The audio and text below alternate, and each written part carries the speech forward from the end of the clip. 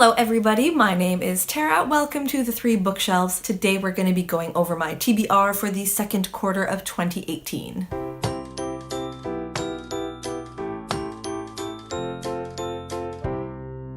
I am pleased to announce that I am way ahead of the game with my reading goal of 25 books this year. So for the second quarter, I'm going to up the ante a little bit and aim for 10 books in April, May, and June. For the sake of this video, I organized the books by genre, but I have no idea what order I'll actually read them in. I am a planner, but I am not that much of a planner. Without further ado, let's get started. First up, we have Bridget Jones' Mad About the Boy by Helen Fielding. This is an adult contemporary chicklet. 14 years after the original duology, Bridget is facing the new challenges of single parenting, online dating, and social media, while still battling all the old challenges that we know and love her for. Bridget Jones' diary has been in my top 10 favorites for many, many years, and I was thrilled to hear that Helen Fielding was bringing Bridget into the new millennium with a new book, but for some reason I just never got around to reading it. I flipped through it a little bit in prepping for this video and I got super excited by the little bits that I read. This is probably going to be my first read for the second quarter of the year. And next, a contemporary YA that's been all over BookTube lately, Simon vs. the Homo Sapiens Agenda by Becky Albertalli. Simon is 16, gay, and still in the closet, but when an email to the boy that he likes falls into the wrong hands, he is blackmailed under the threat of being outed. I've had this book for 2 weeks, and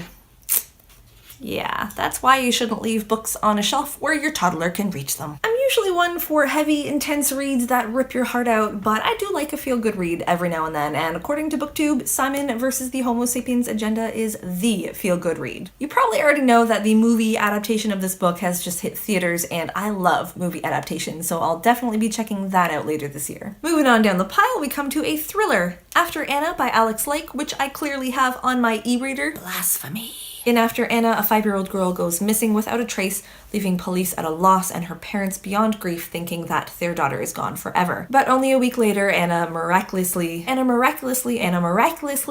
cannot say this word. Okay, Anna miraculously returns, but she has no memory of where she's been or who took her, and for her mother, that is only the beginning of the nightmare. I don't have a physical copy of this book. I bought it along with a few other ebooks on sale sometime last year. Never got around to reading any of them, so I wanted to put at least one on my TBR for this quarter. I went through them all, and After Anna sounded the most intriguing to me, but a few days ago I had a nightmare that my son was kidnapped. So I'm not so sure I want to read this book anymore. We'll see what happens. And now we come to horror. The Shining by Stephen King. This book is about a writer who goes crazy, potentially a glimpse into my future. I asked my husband to pick a book from my TBR shelf to add to this list, and after I rejected his first 2 choices for completely legitimate reasons, no matter what he might tell you, he finally picked something acceptable. This is if not the, classic Stephen King novel, and I'm not a huge Stephen King fan, but I do always enjoy his books. I've caught bits and pieces of the movie, but I've never seen it from start to finish, so I have a rough idea of what happens in the book,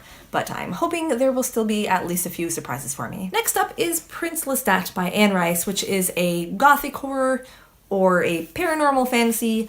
I've never really been able to pinpoint a genre for Anne Rice books. The vampire world is in crisis, with vampires proliferating wildly and, thanks to modern technology, communicating like they never have before. The ancients are roused from hibernation when a mysterious voice commands them to slaughter fledgling vampires all over the world, and our dazzling anti-hero Lestat must decide whether to unite the children of darkness against this new threat. I have been very hesitant to read this, like sitting on my TBR shelf for years hesitant. The Vampire Chronicles has long been one of my favorite series, but I really only liked the first half of it. Everything after the Vampire Armand could be erased from history, and I'd be okay with that. I never even finished Blood and Gold. That's how much I just didn't care anymore. I was glad that Anne Rice cut the cord when she did, instead of letting the series spiral further and further away from the great story it once was. So when I heard about Prince Lestat, I was a little terrified. Will it successfully revive a series that took a long time dying, or will it just be another nail in the coffin?